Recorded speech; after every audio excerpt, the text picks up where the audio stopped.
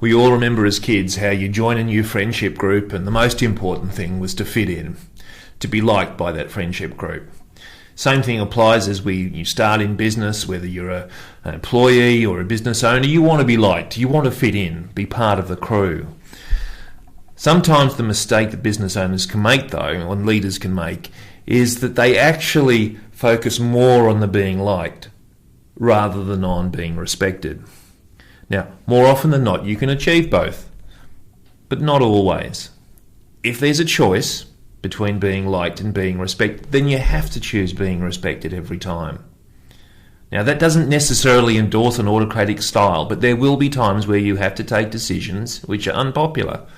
That's the nature of leadership. But so long as you do it in a manner that people can respect you during that process, then that is the critical thing. Wherever possible, participative leadership, where you involve others, you hear others' views, is absolutely the right course of action. It makes sense. You do not have all the answers. No one does.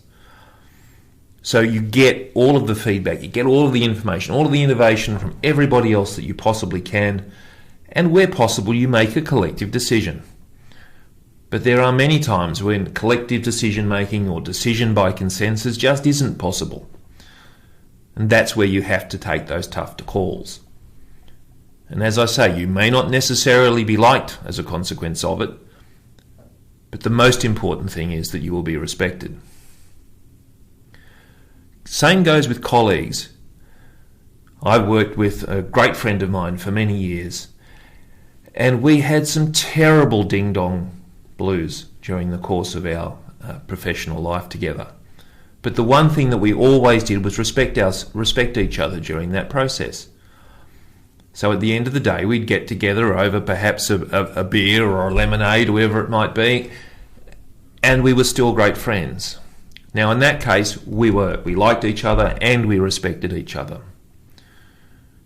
Same goes as a leader or a colleague as well. There are many times that you'll have individuals in your team that you absolutely respect what they do. Would you invite them over for dinner on a Friday night or a Saturday night as part of your friendship group? No, not necessarily. They may not be your type of people. But that doesn't mean that they're not good at what they do. That doesn't mean that they can't contribute to the business. And as a leader, your job is to harness all of those different views.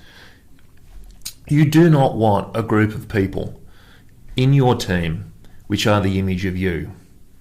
You need variety. You need diversity. Not because it's the right thing to do, because some policy says it so, because it makes good business sense. If you own a business, then the buck stops with you.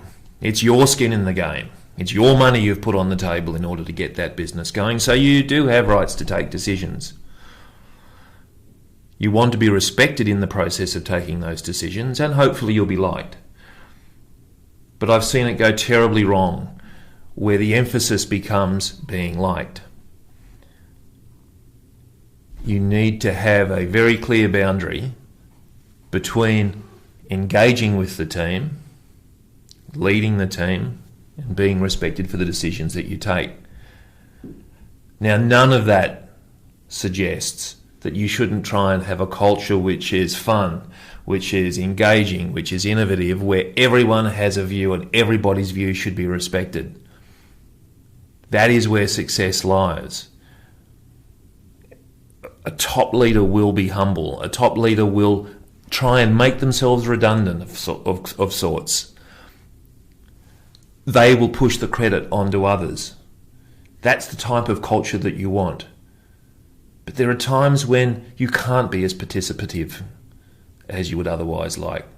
And you do have the right to be the leader and the decision.